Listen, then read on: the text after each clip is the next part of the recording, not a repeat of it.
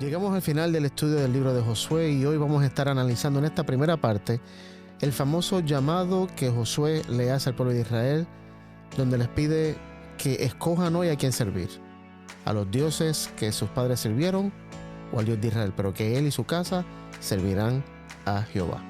Quédate con nosotros para analizar este estudio hoy en esta edición de Estudiamos Juntos.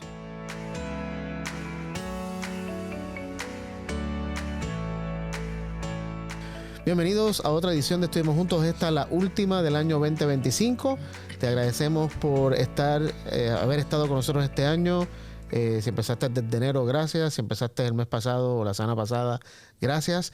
Como siempre te pedimos que le des like a este video y te suscribas a nuestro canal de YouTube para que te lleguen todas las notificaciones y puedas compartir esto con todas las personas, tus contactos, tus amigos, tus vecinos. Estamos hoy con Sammy y con Joel. Que sí, Joel. Se llama Joel. Realmente se nota que es el fin del año. Me confundí un poco. Realmente se me pegó lo de Joel. A Joel le pasa eso cada rato. Sí, no. A Joel le pasa cada rato. A mí creo que es la primera vez que me sucede. Es el carro. Realmente. Pero nada, vamos a comenzar con una oración y le voy a pedir a Sammy que comiences orando hoy. Padre, te agradecemos porque hemos tenido un trimestre lindo, aprendiendo de ti, Señor. A veces hay cosas que son un poco complicadas de entender, pero gracias porque tu Espíritu nos revela a Cristo, Señor. Y tenemos a Jesús como nuestra guía. Así que te pedimos en esta mañana que también podamos ver a Jesús en medio de lo que vamos a estar estudiando y que también sea de bendición para aquellos que nos escuchan y que podamos aprender más de ti. En nombre de Jesús. Amén. Muy bien, la semana pasada estuvimos analizando el último discurso de Josué al pueblo de Israel y el discurso todavía continúa hoy en el capítulo 24 que vamos a estar analizando, pero aquí ocurre algo que, fíjate, nunca me había dado cuenta, y es que cuando Josué está prácticamente haciendo su despedida, Dios no levanta a otro líder. Viste, cuando Moisés fue a morir, Dios escoge a Josué. Pero Josué está a punto de morir y Dios no escoge a otro ser humano líder para que guíe al pueblo a nada. O sea, no levanta a otro líder. No era el plan. Y eso me estuvo raro. Entonces la pregunta que hago es ¿por qué Dios no levanta a otro líder cuando más adelante siempre surge un profeta o surge alguien, por ejemplo, una figura? Aquí ahora en esta transición no surge nadie. ¿Por qué? Cambió el propósito. Ok, cambió el propósito. O sea, la misión es diferente, ahora toma otra dimensión. Y para mí también lo que Dios pretende es que ahora se multipliquen Josué, se multipliquen Moisés, Okay. si podríamos decir así. Ok. Sí, no había pensado en eso, honestamente. Tendría que ponerme a analizarla. Y la organización cambia totalmente la organización para mí tiene que ver con eso. Del pueblo. Sí. Para mí, obviamente, ahora, o sea, sin duda la misión es diferente. Ya no es una misión de conquista. O sea, tal vez no se necesita ese líder. Ahora la misión es diferente. Ahora, como hablábamos la semana pasada, ahora Dios quiere usar el pueblo de Israel para, con las leyes, la manera de vivir, su estilo de vida, su adoración a Dios, su creencia a Dios, atraiga a otras naciones. Y a mí lo que me estuvo curioso, que fue lo que escribí acá, es que para mí no levanta un líder porque Dios es el líder del pueblo. O sea, Dios ahora quiere formar lo que tal vez llamaríamos una teocracia. Ahora, pero no era, con Moisés no era Dios el líder. Sí, pero Dios estaba usando, o sea, se manifestaba a través de Moisés. Pero ahora Dios quiere manifestarse él mismo. O sea, como tú decías, que todos sean Josué, que todos sean, que se cumplan lo que había dicho a través de Moisés, que todos fueran sacerdotes de Dios. Yo creo que acá Dios establece justamente el tipo de organización que Él siempre hace. Sí, okay. Que es una organización que requiere, para establecerse, requiere tiempo, requiere paciencia, hay mucha prueba con equivocación y justamente eso era lo que Dios quería, que aprendan. Con un líder fuerte, lo que pasa, todos seguían al líder. Ahora tienen que aprender todos, por medio de la prueba y la equivocación, a crecer con Dios. Y este era el ideal de organización que Dios quería incluso para su pueblo, para su iglesia en el futuro. Claro. Y todo eso. Lastimosamente Israel lo cambió. Y por eso hay todavía a la gente este tipo como Dios organiza las cosas le parece desorganizado, y por eso el escritor de Josué de Jueces, dice, y cada uno hacía lo que bien le parecía, porque no había rey en Israel. Y entonces pareciera que cuando entra el rey pone orden. Y es verdad, pone un orden rápido por medio del control, pero ya no aprende más el pueblo. Correcto. O sea, ya no aprende más de sus equivocaciones, nada, no hay más libertad. Y yo creo que justamente eso, para mí, era parte del plan de Dios. Imagínate una nación como Israel, que tenía, no sé, más de 1 millón de personas, que podía manejarse sin un rey. O sea, todas las demás naciones tenían que tener un rey.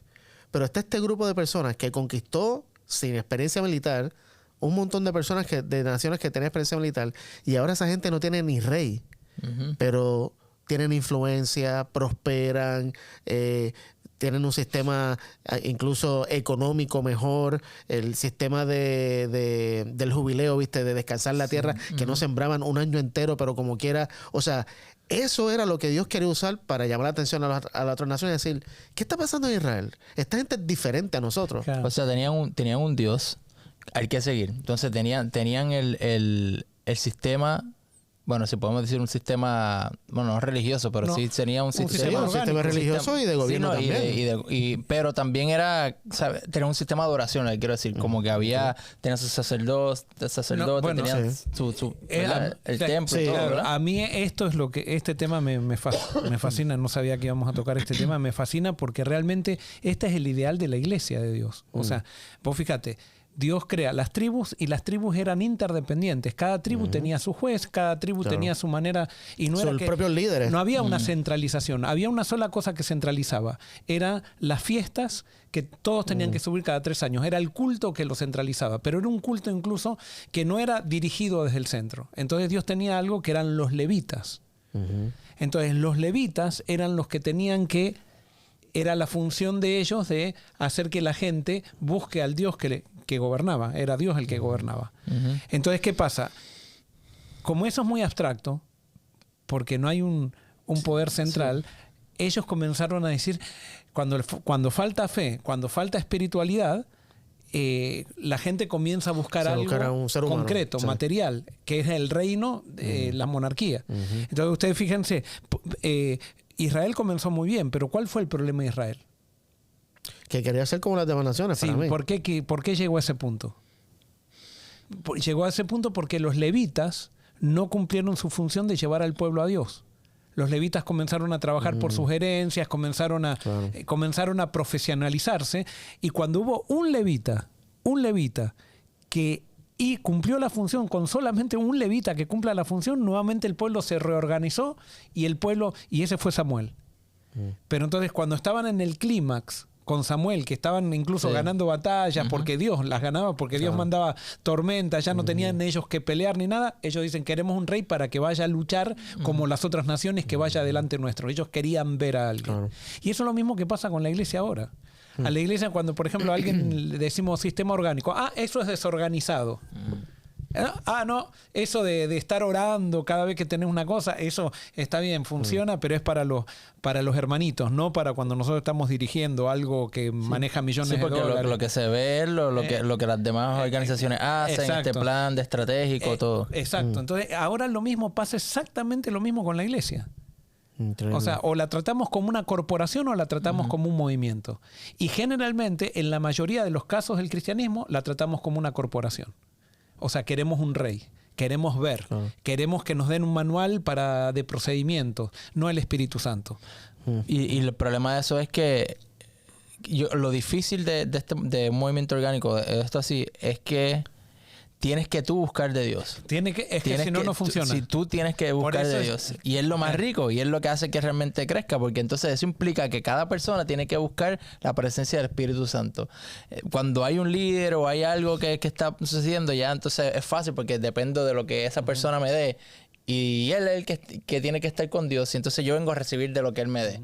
Entonces cuando es de esta otra manera, yo estoy pidiendo al Señor dónde tú me quieres, qué quieres que haga, qué no haga. Y es una dependencia. Y el ser humano pierde el poder de control. Y eso no queremos nosotros los seres humanos. Nosotros queremos controlar, queremos... Tú dices los líderes, claro. Los líderes. Sí, o sea, ¿por qué? Porque cada uno tiene poder. Claro. En el sistema orgánico, cada uno. En el espíritu tiene poder. Eso era lo que pasó con Jesús.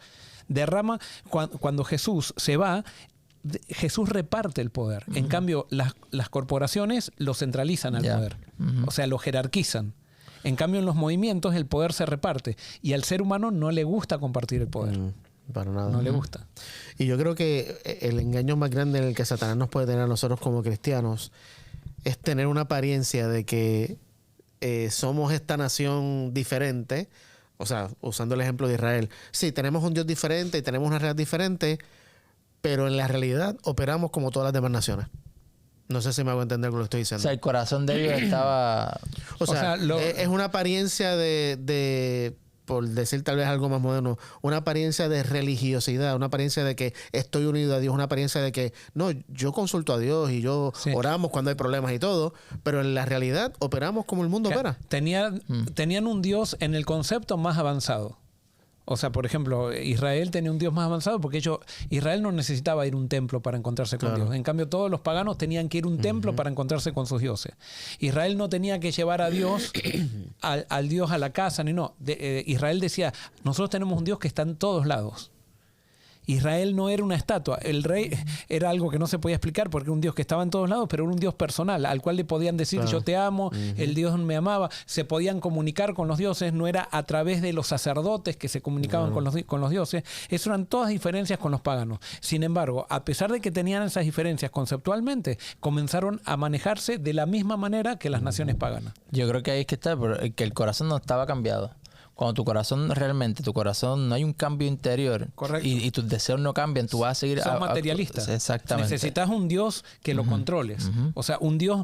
La idolatría es la materialización de Dios. Entonces el cristianismo ahora no tenemos dioses, pero hemos hecho de nuestras iglesias nuestros dioses, de nuestras instituciones nuestros dioses. Hemos hecho de nuestra estructura nuestros dioses. Y entonces, al final termina siendo lo que nosotros controlamos. En cambio, cuando Dios es mi Dios, yo tengo que ser controlado por Dios, no puedo controlar yo a Dios. Incluso hasta el mismo ritual que Dios les había dado en el santuario, se volvió un Dios para los israelitas, me parece a mí. Porque ya era, por ejemplo, el arca. Ya no era el Dios que estaba con ellos. Ahora era el arca lo que le iba a dar la victoria. O sea, se llevaban el arca a algún sitio, eso era lo que le daba la victoria. O sea, hasta eso idolatraron. O sea, consideraban lo que Dios le había dado para representarlo a él como el Dios, en vez de pensar en Dios. Y por eso después los profetas empiezan a surgir, porque ellos ponen a esa materialización de los símbolos, lo ven como dioses a eso. O sea, hacen... Entonces los profetas se le dice que eran iconoclastas, o sea, porque ellos comienzan a criticar todos esos símbolos que Dios había puesto, pero que ellos los miraban mal. Claro. Y entonces la gente decía, los profetas son rebeldes, están en contra de Dios, están en contra de la iglesia, en contra del pueblo. Y lo único que querían hacer los profetas era poner de vuelta en el centro a Dios. Y es lo mismo que pasa ahora. Habla mal de la organización de la iglesia en una institución cristiana. Enseguida te dicen rebelde, señalas un error, no porque quieras tirar abajo la institución, sino porque hay un error. Y cuidado, es la blasfemia más grande. Tocaste al Dios que es la iglesia. Así es una confusión terrible. Y es lo que nos pasa ahora. Y esto no estoy, porque alguien puede decir, Joel, estás hablando en contra de la iglesia. No, estoy hablando en contra del cristianismo vacío, que se ha creado un cristianismo vacío que termina siendo una empresa. De todo el cristianismo. O sea, pasa en todas las instituciones cristianas. Claro.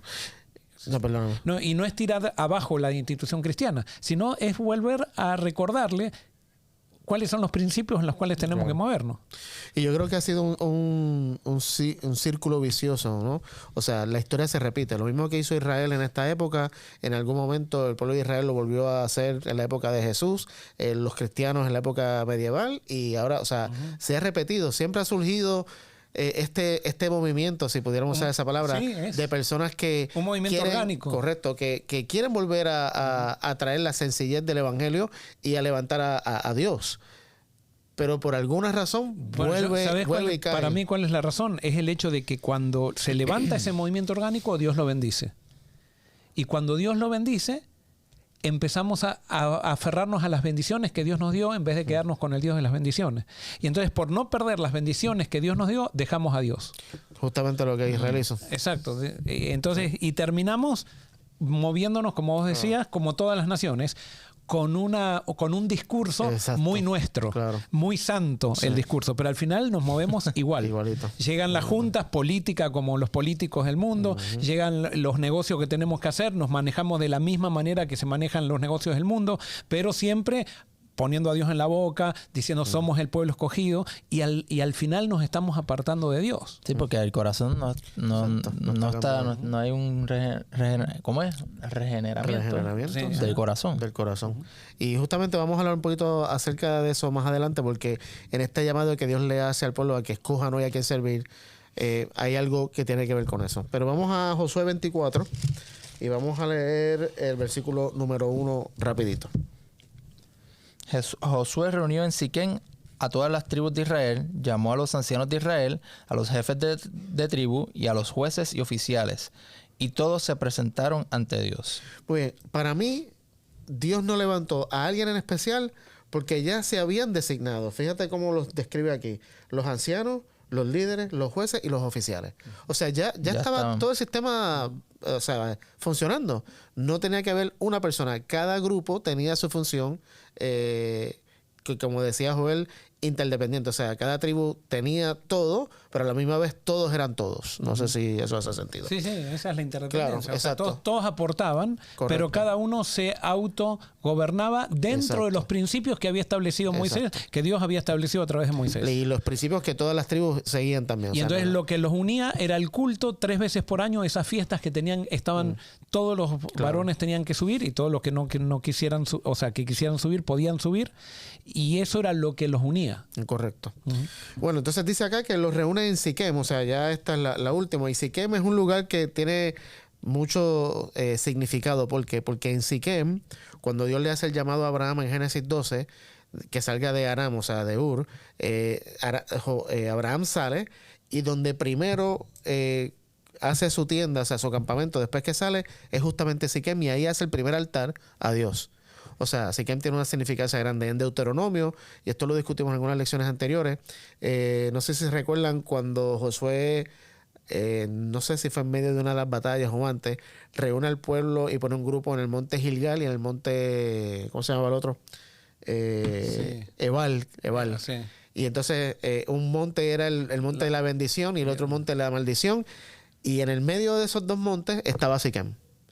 Y entonces ahí el pueblo tenía que decidir. O sea, Siquem representa el lugar de decisión. Y por eso lo reúne acá Josué al pueblo. Ahora, ¿qué hace Josué? De los versículos 2 al 8, Josué lo que hace es que reúne al pueblo y hace algo que es muy común en la cultura hebrea, que lo vemos específicamente en los Salmos, pero lo vemos muy repetidamente, y es que comienza de forma anecdótica un recuento de todo lo que Dios ha hecho, desde Taré, el papá de Abraham, hasta la tierra de Canaán. Y vamos a leerlo rapidito. Vamos a leer los versículos 2 al 12. Josué dijo a todo el pueblo: Así dice Jehová, el Dios de Israel: Vuestros padres habitaron antiguamente al otro lado del río, esto es Taré, padre de Abraham y de Nacor, y servían a dioses extraños. Yo tomé a vuestro padre Abraham del otro lado del río y lo traje por toda la tierra de Canaán, aumenté su descendencia y la di a Isaac. A Isaac le di a Jacob y a Esaú. A Esaú le di en posición los montes de Seir, pero Jacob y sus hijos descendieron a Egipto. Entonces yo envié a Moisés y a Aarón y castigué a Egipto con lo que hice en medio de él, y después os saqué. Saqué a vuestros padres de Egipto y llegaron al mar. Los egipcios siguieron a vuestros padres hasta el mar Rojo con carros y caballería. Cuando ellos clamaron a Jehová, él interpuso una gran oscuridad entre vosotros y los egipcios, e hizo volver sobre ellos el mar, el cual los cubrió. Vuestros ojos vieron lo que hice en Egipto. Después estuvisteis muchos días en el desierto.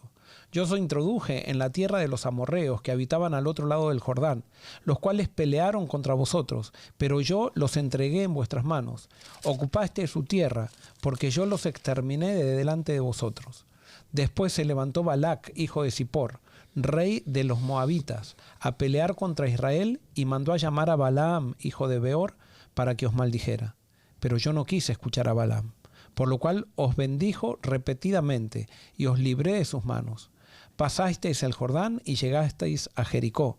Pero los habitantes de Jericó pelearon contra vosotros, los amorreos, fereceos, cananeos, eteos, gergeseos, heveos y jebuseos, y yo los entregué en vuestras manos. Envié delante de vosotros tábanos, los cuales expulsaron a los 2 reyes amorreos antes de llegar vosotros. No fue con tu espada ni con tu arco. Para mí esto es muy interesante y me gusta. Por algún motivo, Dios siempre quiere que nosotros recordemos. ¿Por qué? Porque por lo menos me miro a mí mismo, cuán fácil se me hace olvidar algo bueno que Dios ha hecho en mi vida.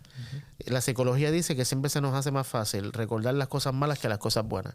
Pero Dios quiere que recordemos las cosas buenas. Ya hemos visto en el libro de Josué cuántos monumentos de memoria o altares de memoria se han construido para recordar algo grande que Dios ha hecho, como testimonio a todas las demás naciones, que cuando cualquiera pase por donde está ese altar, recuerde lo que allí pasó.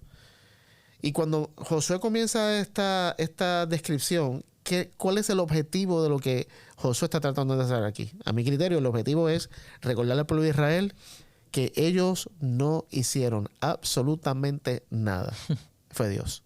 Fíjate las frases que usa en los diferentes versículos. Versículo 3, los guié. Versículo 4, le di. Versículo 5, envié. Versículo 6, mandé y te saqué. Versículo 7, puse, hice. Versículo 8, te llevé. Versículos 9 y 10, yo los destruí, te di la victoria. Y finalmente el versículo 12, no fueron tus espadas y tus arcos los que te dieron la victoria. Fui yo. O sea, Josué está tratando de decirle al pueblo, Dios ha sido fiel, como mencionábamos en la lección pasada. Dios ha sido fiel, Dios ha estado con ustedes, ha cumplido todo y ustedes no han tenido que hacer nada. Y ahora en esta nueva etapa, en esta nueva misión, en este nuevo propósito que ustedes tienen, es justamente lo mismo. Ustedes no tienen que hacer nada, simplemente sigan creyendo, sigan confiando en Dios y Dios va a hacer lo que... O sea, la atracción a las otras naciones, y es Dios el que la hace. Justamente, si unimos eso a los tiempos de hoy, a la iglesia...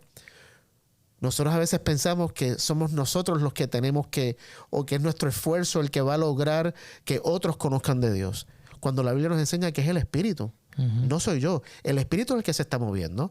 El Espíritu es el que, o sea, me usa, pero no y no sé si ustedes están de acuerdo con esto que voy a decir. El Espíritu no me necesita a mí para atraer a alguien a Cristo. Pero si eso lo vemos en la iglesia de los Hechos, o sea, dice que el Espíritu añadía a la gente a la iglesia. Pero nosotros hemos pensado que la iglesia es una empresa donde los bautismos son productos y entonces la gente que entra es un producto que tenemos que generar. ¿Y a qué nos lleva eso? A pensar que somos nosotros. Sí. Correcto. Es lo que yo hago, es el programa que yo hago, la predicación que yo hice, es el programa que hice. La estrategia. Correcto. Ajá. Y el último librito que está de moda para hacer crecer iglesia. Correcto, el último manual, lo que sea. Y no, es Dios, es el Espíritu. Y tenemos que recordar, o sea, yo creo que hay no sé qué ritual tenemos o pudiéramos hacer para que periódicamente recordemos que es el Espíritu, es Dios. Yo sé que está el ritual de la Santa Cena, que recordamos lo que Jesús hizo por nosotros, pero yo creo que deberíamos, no sé, tener un altar de memoria, algo que nos recuerde lo que Dios ha hecho, o que, no sé, que de vez en cuando saquemos un momento para anecdóticamente hacer una lista y recordar qué hizo, por ejemplo, ahora al final de año. Vamos a retrospectivamente a ver desde enero qué Dios ha hecho por mí. Bueno, eso vamos a hacer en el campamento. ¿Te acuerdas que estamos? Sí, gracias a Dios, o sea, que no lo estábamos. Correcto. Pero cuando estabas hablando, digo, wow, justo dijimos, vamos a hacer algo parecido. La historia, ¿verdad? Y que para mí también tiene que ver mucho entonces con los líderes. ¿Por qué? Porque, mira esto, Josué, que está de líder, está ya trayendo esta visión o este principio de la dependencia de Dios, de que entendamos que eso. Entonces, hasta que los que están liderando no cambien sus corazones, esa mentalidad no va a suceder. Entonces, tiene que haber un cambio de cultura. Nuestra cultura tiene que ser una de dependencia de Dios, que es lo más difícil, porque ¿qué pasa? A veces hay que esperar, y no solamente hay que esperar, es que te tienes que meter con Dios más todavía. Porque es como, quiero rebajar, y entonces... Rebajar de peso. Quiero perder peso, pero entonces no hago absolutamente nada. Es como que queremos las bendiciones sin Dios. Entonces como que quiero que Dios me hable. Qué bruto sería que Dios me hablara, pero no quiero pasar tiempo con él, no quiero meterme con él. Quisiera que Dios hiciera tal cosa, pero le dedico más tiempo a otras cosas que a Dios. Entonces, yo creo que es tiempo de que nosotros como iglesia y tiene que empezar, obviamente, sería bueno que los líderes fueran los que trajeran eso, pero yo creo que individualmente es tiempo de meternos con Dios para que nuestra vida tiene que comenzar ya, que todo depende de Dios. Entonces, si nuestra vida no depende de Dios, cada cosa que hagamos siempre va a depender de nuestras tácticas, de nuestras fuerzas, de lo que nosotros podemos Por ejemplo, hacer. los líderes no podemos tener un discurso, tenemos que tener una experiencia. Correcto. Y el gran problema es que nosotros como líderes o podemos llevar a la gente a nosotros o llevar la gente a Dios. Y generalmente tenemos todas la tendencia, esa enfermedad genética de querer ponernos en el centro de la escena, ¿no? Y sacar a Dios, nombrar a Dios, porque nos conviene Dios. O sea, todo el que tiene a Dios de su lado Sí, le da un nombre, claro. Sí. Te da jerarquía, Ajá, digamos, claro. en ese sentido. Pero muchas veces nosotros hablamos de Dios para ponernos nosotros en el centro. O sea, fingimos espiritualidad para que la gente nos diga hombre de Dios. Y entonces nos crean todo y podamos manipular a la gente con esa confianza que la gente pone en nosotros. Y la gente tiene que poner su confianza en Dios. Y yo creo que, ¿sabes qué? Ahora, escuchando lo que están diciendo, yo creo que es una limitación humana, como consecuencia del pecado, que siempre necesitamos una figura humana, Tangible, un algo líder, tangible. para que nos ayude a... O sea, para mí es una limitación porque no es el plan de Dios. Dios no quiere que sea así. Pero fíjate que el libro de los jueces justamente confirma que cada vez que había un juez, el pueblo seguía a Dios. Ahora, moría el juez y el pueblo se encaritaba, como decía en Puerto Rico. Yo lo veo así. Yo creo que son necesarios los líderes. O sea... Sí, no, totalmente. ¿Por qué? Porque en un movimiento pasa esto. En un movimiento todos son líderes. En una corporación hay gente que es líder, o yo le digo dirigente, sí, y gente que sigue. Eso Dios no quiere. Dios quiere que todos sean líderes. Ahora, dentro de un movimiento hay líderes de más influencia y líderes de menos influencia. Y esos líderes de más influencia justamente no está determinado por las capacidades del líder, sino que está determinado por el momento de misión que está viviendo. Por ejemplo, todos son líderes, pero en determinado momento uno tiene más influencia que el otro porque está cumpliendo un rol que otros no lo están cumpliendo, y entonces eso hace que tengan más influencia. Pero los que están, digamos, son liderados, que también son líderes, cuando desaparece este líder toman ese lugar. O sea, claro, hay fortaleza. En cambio, cuando vos quitas un dirigente, se cae todo. Claro. Y eso causa temor. ¿Por qué? Porque es más fácil que tú me digas los planes, que me des un plan escrito y yo lo pueda seguir, a que el plan simplemente, pues, ora. O vamos a buscar la presencia. Entonces eso fue lo que le pasó a Moisés, que uno estaba diciendo, Señor, me has traído hasta aquí, pero no me has dicho el plan, no me has dicho qué es lo que voy a hacer, a quién va a enviar conmigo, dame un plan. Y Dios le dice, mi presencia va a estar contigo. Entonces es tiempo que nosotros, en vez de ir al plan, vamos a su presencia, vamos a dedicarnos a su presencia y ver qué es lo que sucede. Yo sé que suena como irresponsable, humanamente uno lo piensa, como que, ¿cómo va a ser que te vas a zumbar sin plan? Pero no, vamos a depender de Dios a ver qué sucede. Y cuando lo hacemos, pasan cosas lindas. Por ejemplo, ahora mismo esta mañana llevo rato orando por algo y me llegó un mensaje de una muchacha contestando la oración de las cosas que estaba pidiendo. Así que yo creo que es lindo uno realmente depender de Dios, es algo maravilloso. Es que justamente es la experiencia que Dios quiere tener. Dios, el Dios que se ha manifestado en Israel es un Dios personal. El gran problema de nosotros es que nos gusta la idea de un Dios personal, pero no nos gusta la idea de cómo lograr tener intimidad con Dios. Entonces, no logramos personalmente esa intimidad con Dios. La buscamos corporativamente y venimos todos los sábados a la iglesia y en la semana, nada. O sea, no, Dios lo que está buscando es, y lo que quiere levantar es un movimiento, una nación, un pueblo, que cada individuo sea un ministro, cada individuo tenga esa conexión con él, cada individuo sea luz donde quiera que está, o sea, Dios en cada individuo. Eso es lo que él está buscando. Pero si seguimos jugando a la iglesia, si seguimos jugando a, me congrego una vez por semana y se acabó, o 2 veces por semana. Es más, me congrego 3 veces por semana, pero solamente busco a Dios en la congregación, en lo que se está haciendo, en el programa, en lo que sea, pero no personalmente. no voy a crecer. Y Dios nos está haciendo el llamado, como Josué le va a hacer ahora al pueblo. Ustedes tienen que decidir a quién van a seguir. O sea, ya no pueden estar entre... Y es algo interesante porque... Y yo sé que tenemos que terminar esta sesión, pero me llamó mucho la atención, lo vamos a discutir en la próxima parte, cómo el pueblo de Israel, y me voy a adelantar, vamos a leer el versículo 23, Josué 24.